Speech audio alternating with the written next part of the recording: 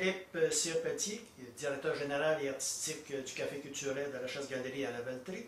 Premièrement, merci d'avoir accepté notre invitation. Ça me fait plaisir. D'entrée de jeu, je voudrais vous demander comment la Chasse-Galerie a vécu la pandémie jusqu'à ce jour. Et pour nous, la pandémie, ça a été quand même difficile. Il faut rappeler qu'on a été victime, nous, d'un incendie en septembre 2019. Puis que suite à ça, on a déplacé nos activités temporairement à l'église de la Valtrie. Puis quelques mois après, là, la pandémie a frappé, donc on a dû cesser nos activités. Puis le plus difficile dans notre travail, c'est le fait que ça ne soit pas prévisible. Les spectacles, ça se prépare plusieurs mois d'avance, souvent 1 an d'avance.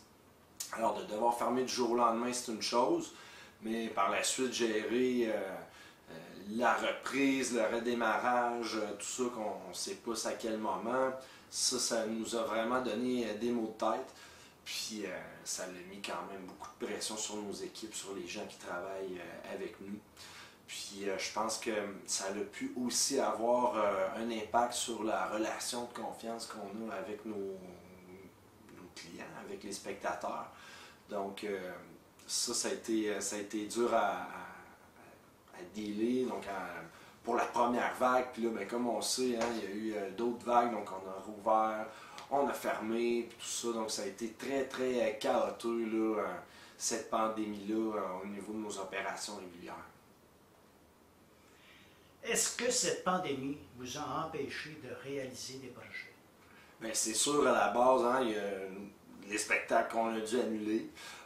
Évidemment, cette pandémie-là s'est étirée jusque pendant la période estivale. Donc oui, pendant 2 ans, on avait des projets de spectacles extérieurs qu'on est habitué de faire. Donc, on appelle ça les rythmes courants ici à la Valtrie. C'est présenté gratuitement tous les vendredis de juillet et du mois d'août. Donc pendant 2 ans, on n'a pas pu accueillir nos artistes sur le bord du fleuve. Donc ça a vraiment chamboulé nos plans en effet. Mais dans un autre sens, on a pu faire des nouveaux projets, ou des projets qu'on n'aurait pas fait autrement, parce qu'on a dû adapter nos activités au fait qu'il n'y avait plus de public en salle. Donc ça a ouvert certaines portes, dans le sens que on n'aurait pas pu se permettre, par exemple, de faire autant d'accueil d'artistes en résidence, puisque c'est pas mal tout ce qu'on pouvait faire au niveau artistique. Là, donc, travailler avec nos techniciens, les artistes, mais pas accueillir de public. Donc, c'est ça. Ça a vraiment chamboulé, en effet. Les projets, certains projets ont tombé, puis certains nouveaux projets ont pu voir le jour quand même. Est-ce qu'il y a eu quand même du positif? Bien, c'est là que ça m'amène, là, en effet. Là, on a profité de ce moment-là pour développer un nouveau service ou une nouvelle offre de notre côté. Ça, c'est pas tous les diffuseurs qui l'ont vécu de cette manière-là, mais nous, on a développé la web diffusion. Donc, on a pu, avec différents programmes de soutien, là, des subventions gouvernementaux pour nous permettre de rester en vie puis d'être ouverts, hein, à la reprise. Lorsque toute cette pandémie-là va être passée, ça nous prenait de l'eau au moulin. Hein, sinon, tout le monde aurait fermé puis la reprise aurait été encore plus difficile. Donc, ça nous a permis de nous équiper. Ça nous a permis de travailler avec nos techniciens, avec les artistes sur des nouveaux projets, des nouvelles angles de travail, des nouvelles approches au niveau de comment rejoindre le public.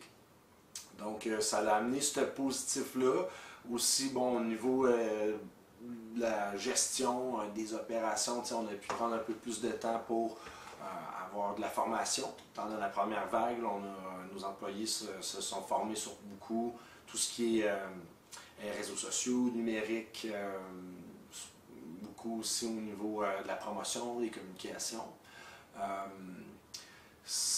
Puis aussi, en deuxième phase, parce que ça s'est étiré, ça a été plus long qu'il y a 2 mois, cette fermeture-là, on a pu travailler sur des projets comme des nouveaux sites web, donc le www.chasse-galerie.ca.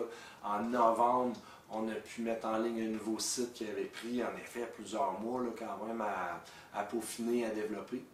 Donc je te dirais que au final, on a su tirer notre épingle du jeu, on a su trouver du positif, mais ça a été beaucoup de travail, donc ça a été des nouveaux projets, puis ça a été positif sur nos employés, sur les artistes qu'on a pu continuer de soutenir pendant ce temps-là, parce qu'autrement, on aurait été fermé.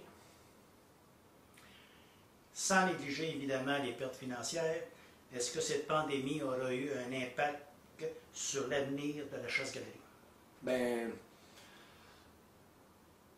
c'est plus la réponse, j'ai envie de dire, de nos partenaires, autant publics qui nous ont continué de nous soutenir, puis les partenaires privés qui ont aussi, là, la plupart, continué de nous soutenir au niveau des commandites, des subventions, qu'on a pu passer au travers de cette pandémie-là, tu sais. Parce que si ça avait été juste la pandémie, ça aurait été terrible, c'est certain.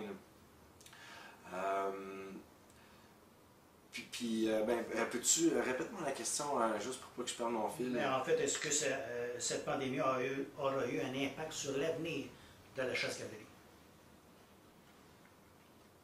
Ben, c'est ça. C'est que sans le soutien, comme je disais, l'avenir de la chasse-galerie, il n'y en a pas eu. Donc, c'est ça. Les soutiens nous ont permis d'avoir un avenir, point à la ligne. Sinon, il n'y en aurait pas eu simplement. Puis, non, c'est pas mal ça, ouais. Quand la pandémie sera chose du passé, est-ce que vous avez des projets ou des souhaits que vous espérez concrétiser dans un proche avenir?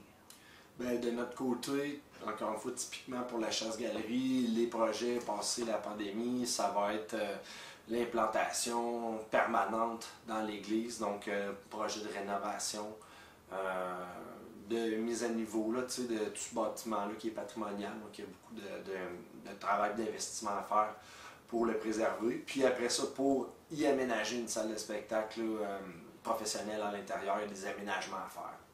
Donc ça, c'est le plus gros projet concret, si on veut. Mais sinon, je pense que c'est vraiment tout ce lien-là avec le public qui est quand même à reconstruire. Comme je disais tout à l'heure, ça a été vraiment difficile. L'effritement du lien de confiance. OK, j'achète un billet, ça va-tu avoir lieu? Ça va-tu être reporté? Ça va-tu être annulé? Donc, un des projets qu'on va avoir, c'est ça, c'est de travailler fort pour ramener le public en salle et retrouver l'air d'aller qu'on avait avant.